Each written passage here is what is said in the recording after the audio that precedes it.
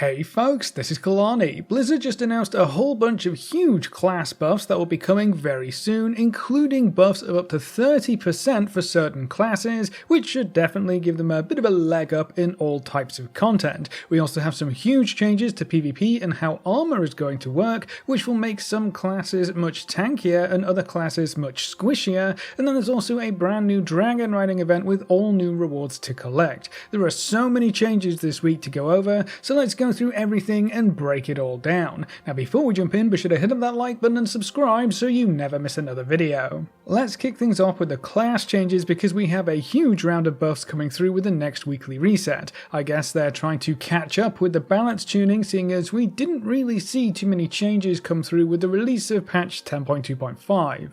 Death Knights are up first. For Blood, the bonus armor granted by Bone Shield will be increased up to 80% of your strength from 70%, so you'll have a bit more tankiness with those Bone Shields up. For Frost, they're getting a blanket 4% buff across the board for all damage and abilities, just to give them a little bit of help competing with some of the other melee. That change will not apply to PvP though. Unholy is actually in the exact same boat, a 4% increase across the board for all damage and pet abilities. Both DK DPS specs have been struggling a bit recently, so it's not too surprising to see them get a little bit of love. Druids are up next with a huge round of buffs for Feral. Rip damage is being increased by 10%, Rake periodic damage is up 5%, Primal Wrath is being buffed up by 10%, and Feral Frenzy damage is up 5%. None of these buffs will apply to PvP combat however. In addition to that, Lunar Inspiration has been increased by 10%, and Rampant Ferocity is getting a nice 25% buff. So a lot of buffs for various parts of the Feral toolkit.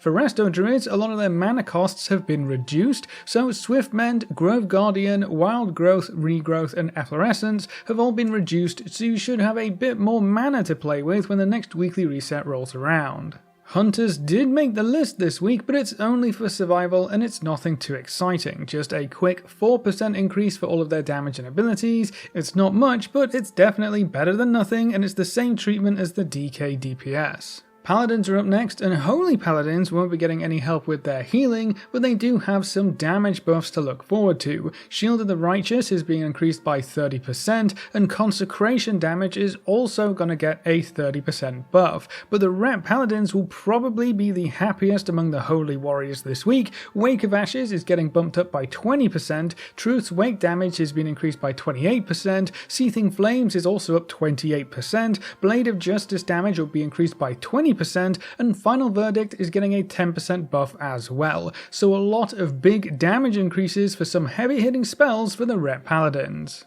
Priests also have a lot of buffs coming through, starting with Holy. Holy Word Sanctify healing is being increased by 25%, Heal is getting bumped up by 25% too, Flash Heal will see a 15% buff, Holy Word Chastise damage is up 30%, Smite's damage has been increased by 30%, and Shadow Word Pain is also getting a 15% buff. So some healing buffs, some damage buffs, and overall this should leave Holy Priest in a pretty well-rounded spot. That's not all though. Shadow will see a 10% buff to Mind Blast and Devouring Plague, a 20% increase to the Shadowy Apparition damage, and Psychic Link was buffed back up to 30% of your direct damage spells. Shamans are up next, and Resto is going to see a 5% increase to all of their healing across the board, so that should help out quite a bit, but then they will also get a 20% damage boost to Lava Burst, Flame Shock and Lightning Bolt. So not only will they be dishing out some extra heals, they'll also get to do a bit more damage on top of that as well. And then we round things out with the Warriors. Arms are going to see a 10% boost to Cleave damage, Dreadnought damage has been increased by 30%, Deep Wounds will get a 15% buff, and the Emir Drasil Forset bonus was doubled to 200% up from 100%. Protection Warriors will also get a quick buff to their Vanguard passive to get a bit more stamina, and Ignore Pain Absorption was increased by 5%, so Prot Warriors should be a bit beefier moving forward. It looks like almost all of these buffs are targeted at the lower performing specs if you look at websites like Warcraft Logs or High Mythic Plus Participation. There's quite a lot of big buffs in this round of balance tuning, so hopefully it's enough to shake things up. It's also worth noting that we actually didn't see any nerfs at all this week, which means we could see those creep in next week or before 10.2.6 goes live, or maybe the dev team have finally decided that buffs are just better than nerfs, but I guess we'll just have to wait and see. see. Now remember, if your class wasn't here, that just means they didn't have any changes, buffs or nerfs coming with this round of balanced tuning. We might see some more next week or whenever 10.2.6 comes our way, so don't give up hope. Your class might just be in the next round of big buffs. Now all of these changes should go live with the next weekly reset, which is January 23rd. This week's round of changes also included quite a few PvP adjustments, as well as a larger change to how armor is going to work in PvP scenarios. So cloth specializations will actually gain an additional 35% armor in arenas and battlegrounds, which should make them less susceptible to physical damage specifically. On the other end of the spectrum, plate wearers will actually have their armor reduced by 30% in arenas and battlegrounds, increasing the damage they will take from physical damage. So the large disparity between armor classes is being reduced to shrink the variant power level of physical damage in PvP by the looks of things. That's quite interesting. I'm curious to see how this plays out over the long term. In addition to those changes, the Gladiator's Distinction 2 set bonus now increases health for damage dealer and tank rolls by 15%, up from 5%, while the healer bonus was bumped up to 20% from 15%. So if you have the 2 set active, you'll have quite a bit more health when compared to before these buffs. And then down at the end, Fear and Root effects may take 100% more damage before cancelling, making them a bit more reliable and more powerful. There are some more specific changes for PvP combat. It looks like Unholy Death Knights will see damage reductions and nerfs to various abilities and effects, Balanced Druid's bonus armor has been reduced in PvP, Feral's Frenzied Regen is no longer reduced in PvP combat, Resto Druids have a bit more mana regen but a 5% healing nerf, and then Amyrdrasil's set bonuses have been altered for Mage, Monk and Priest, with a quick nerf for Sub-Rogue's Eviscerate damage, and Resto Shamans get a targeted armor reduction, and then Fury Warrior's Anger Management will trigger more often. So there are a lot of big changes for PvP this week as well. Now moving on, patch 10.2.5 went live this week, bringing us quite a few new features. We got the Azerothian Archives, which seems to be quite hit or miss with the community so far, the Reclaiming Gilneas questline gave us some new story content to work through, and then there are new foundational systems like the new Follower Dungeon feature, which has a lot of potential for the future.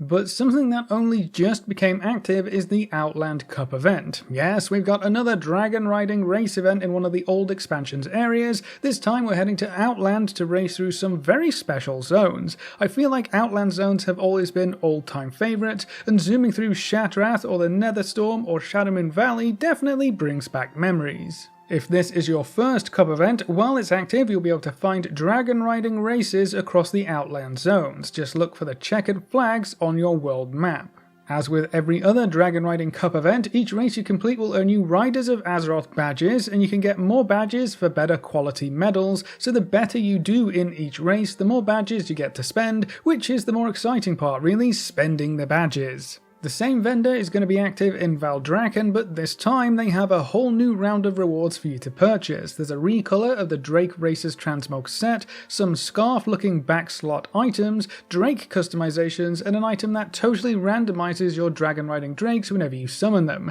Now, I believe the plan for this item is to become an account-wide toy sometime soon, so that 40 badge price tag will make a bit more sense when you only have to buy it once for your account. So lots of goodies to get your hands on from this event. I think one of the best parts of this event though, when compared to the previous Cup events, is that with Dragonriding available out in the world, we get to Dragon Ride between each race now instead of having to rely on the old method of flying to get to a race and then actually Dragonriding for the race. It just feels much better and less jarring being forced to swap back and forth between the different styles of flying. Now, as a quick note, if you want to swap which Drake is being used in the races, you will need to head back to Lord Andastraz, who is right next to the vendor in Valdrakken, talk to him and you'll get to choose which Drake you want to use for the races, just in case you haven't set that up yet and you aren't sure why you're being forced onto a random mount.